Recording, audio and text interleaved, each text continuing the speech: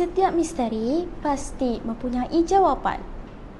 Persoalannya, siapakah yang mampu merungkaikannya?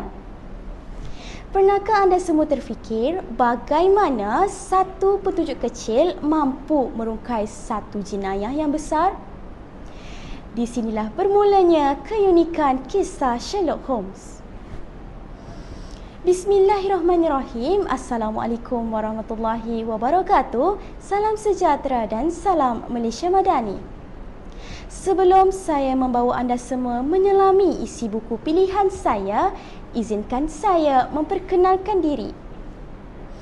Saya Nurul Ashikin binti Madir, pelajar dari Sekolah Menengah Kebangsaan Taman Johor Jaya 2 dengan kod sekolah GEA 1051. Pada hari ini, saya berbesar hati untuk membicarakan sebuah novel yang syarat dengan misteri dan kebijaksanaan akal, iaitu Sherlock Holmes Penyiasatan Benang Berdarah. Saya memilih novel ini bukan sekadar kerana jalan ceritanya yang penuh teka-teki, malah kerana ia menonjolkan kehebatan pemikiran logik dan deduksi watak utamanya, Sherlock Holmes. Novel ini mengajar kita untuk berfikir secara rasional, meneliti setiap petunjuk dan tidak terburu-buru dalam membuat kesimpulan.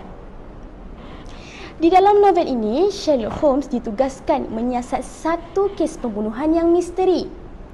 Satu benang berdarah menjadi petunjuk penting. Namun, setiap langkah penyiasatan membawa lebih banyak persoalan. Dengan bantuan Dr. Watson, Holmes menganalisis setiap bukti dan tingkah laku suspek demi menyingkap kebenaran di sebalik jenayah tersebut. Keistimewaan Sherlock Holmes bukan terletak pada kekuatan fizikalnya semata-mata, tetapi pada keupayaannya memerhati perkara kecil yang sering diabaikan orang lain. Ini membuktikan kecerdasan akal mampu mengatasi kekuatan. Dr. Watson pula berperanan sebagai sahabat setia yang membantu Holmes, di samping memberikan perspektif manusia biasa agar pembaca lebih memahami proses penyiasatan secara realistik. Novel ini mengangkat tema logik, deduksi dan ketabahan.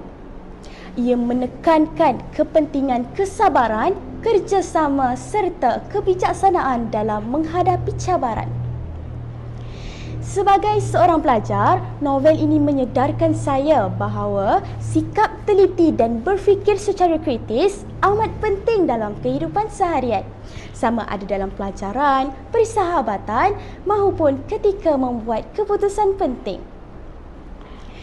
Sebagai kesimpulan, novel ini bukan sekadar sebuah cerita pembunuhan, tetapi sebuah karya yang mengajak kita menyelami dunia pemikiran seorang penyiasat yang berlandaskan logik dan kebijaksanaan akal.